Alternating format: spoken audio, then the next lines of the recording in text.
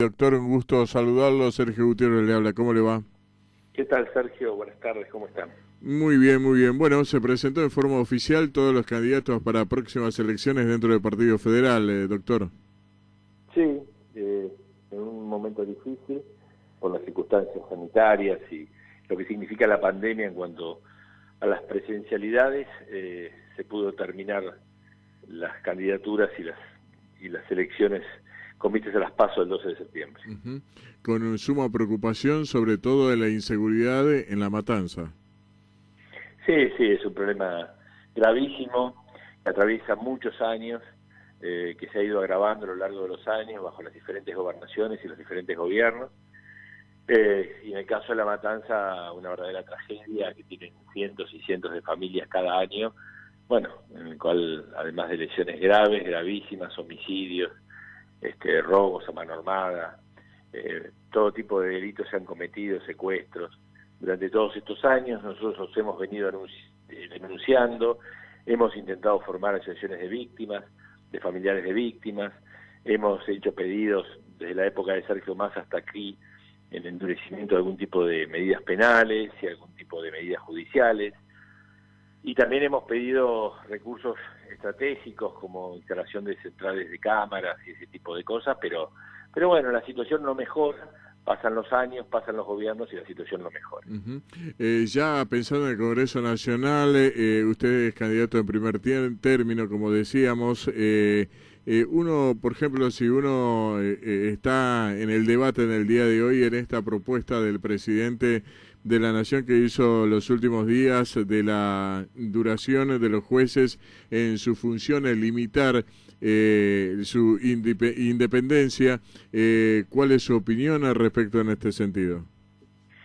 Yo creo que tenemos que partir de una base de entendimiento los argentinos, que es el respeto a la norma, el respeto a la ley.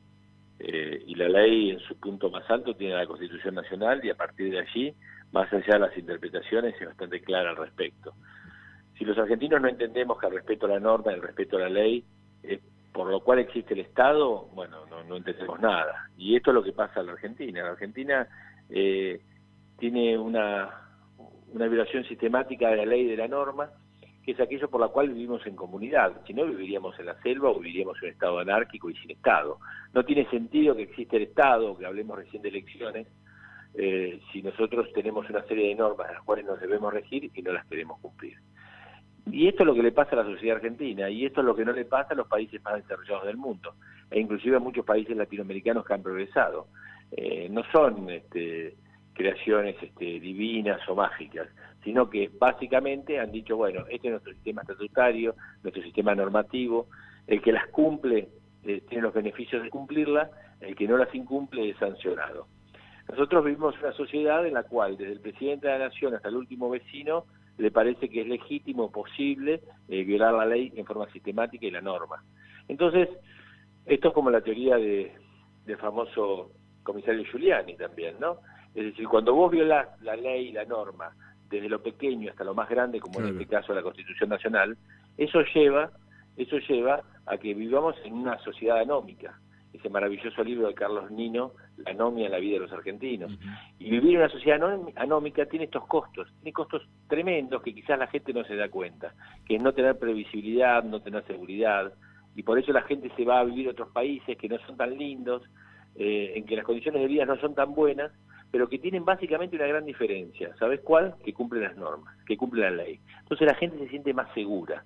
Entonces lo que hace el presidente es no dar seguridad, no dar previsibilidad, no dar orden jurídico. Insisto, parece un discurso vacío, sí. Pero es un discurso muy de fondo para la sociedad argentina. Seguro. Entonces, no a la reforma judicial como está planteada así. Como está planteada, no.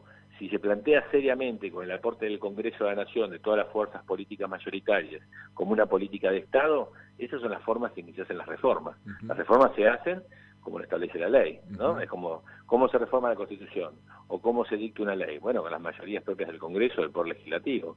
O nos atenemos a las reglas de juego o no nos atenemos. Y por supuesto la clase dirigente deben ser los primeros que se deben atener a las reglas de juego. Aunque si vos me preguntas, ¿y vos qué pensás, Miguel? Y yo pienso que hay severos problemas en el Poder Judicial y que requiere una reforma urgente. Pero bueno, tratémosla, vamos a debatirlo, vamos a trabajar en consecuencia, pero no que se haga vía verbal, que se haga en forma tribunera. Eso es lo que no conduce absolutamente a nada.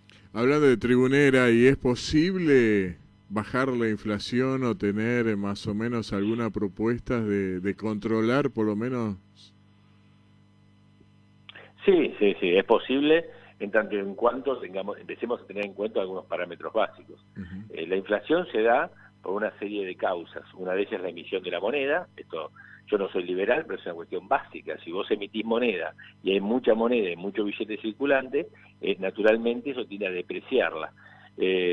¿Cómo se subsana para que vos, aunque puedas y tengas que emitir moneda, no se produzca inflación? Bueno, se subsana con producción, es decir, con construcción, con mayor producción de la cadena agroindustrial y agroalimentaria, con mayor comercio, con mayor movilidad económica. Entonces vos podés emitir si producís y comerciás cada vez más. Ahora, si vos solamente emitís y no producís ni comerciás cada vez más, porque resulta que tenés millones y millones de planes, millones y millones de empleos públicos, los cuales ni producen ni buscan el comercio como vía y actividad lícita, bueno, eso genera automáticamente inflación. Entonces, y aclaro, eso no es liberalismo, eso es sentido común de las reglas económicas, eso es oferta y demanda, que produce la emisión de billetes y la emisión de moneda, cómo se para la inflación con la producción y el comercio. Así hacen todos los países del mundo. Es un equilibrio que vos tenés que hacer entre una cosa y la otra. Cuando vos tenés 22, 23, 25 millones de cheques por mes de gente que vive exclusivamente del Estado, cuando vos y yo cada vez dependemos más del Estado, porque sea desde una pauta publicitaria hasta de la forma de vida, el Estado cada vez nos ahoga más, porque la actividad privada cada vez está más reducida, bueno, eso termina mal, y eso es lo que está pasando en la Argentina. En la Argentina el estatismo, bajo un discurso teóricamente progresista y que iba a evitar la desigualdad social, nos fue ganando en materia económica. ¿Y sabés cómo estamos? Con el 50% de pobreza en nuestra gente, con más del 70% de nuestros chicos menores sumergidos en la miseria en el conurbano. Es decir, esas políticas teóricamente progresistas, teóricamente que iban a alentar y bajar la desigualdad, lo único que lograron es mayor pobreza. Entonces, si los argentinos no tenemos en cuenta esto, estemos de un lado, del otro, seamos más liberales o menos liberales, es que no entendemos las reglas básicas de la economía. Esta es la verdad. Doctor, allí en La Matanza hay muchas falencias en el centro de vacunación, o mejor dicho, no se vacuna donde se debería vacunar, ¿no? Lo que está pasando, si vos me decís lo más grave hoy, es la falta de la segunda dosis. Hubo mucha primera dosis de la vacuna rusa, me incluyo, yo tengo la primera dosis de la vacuna rusa, cumplo esta semana ya casi 3 meses, y hay miles y miles de matanceros con la primera dosis y sin segunda dosis. Ese es el primer problema grave. Ahora, bueno, tal cual ratoncitos, ratoncitos que nos van a explotar, parece que nos van a dar la AstraZeneca. Imagínate la seguridad que nos da todo eso a todos aquellos como yo que no somos médicos, pero que tratamos de informarnos. Ese te diría que es hoy el problema número 1, el problema de la segunda dosis. El problema 2 es básicamente, ha habido un sistema bastante masivo de turnos. Y sí, en centros de vacunación no entiendo bien por qué no se usaron hospitales y otros lugares públicos, eso nunca lo entendí muy bien. Como he tratado de ser bastante moderado en mis críticas, porque ante esta pandemia, esta crisis mortal tan enorme, uno quiere ayudar, a veces no lo he cuestionado tanto, pero sí llama la atención que no se usaron todos los lugares sanitarios que se pueden haber utilizado. Exactamente. 2 consultas, doctor. Candidato a concejal, Brian allí está con muchos sus seguidores por su frescura y además su propuesta, ¿no? Que tendrá una voz dentro del consejo a los matanceros. Para nosotros es importante porque es una voz que llega a los grandes medios. Esto hay que decirlo porque es la verdad. Esta mañana hubo una balacera en un colectivo en González Catán.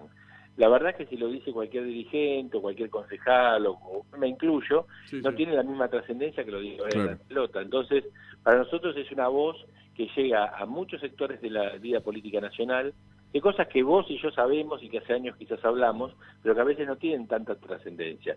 En cambio, Brian, como decís vos, va con esa frescura, con esa llegada a los grandes medios, a otros ambientes, del mundo del canto, del espectáculo, del artístico, y eso hace de que la gente empiece a conocer más las problemáticas del conurbano y la problemática de la matanza.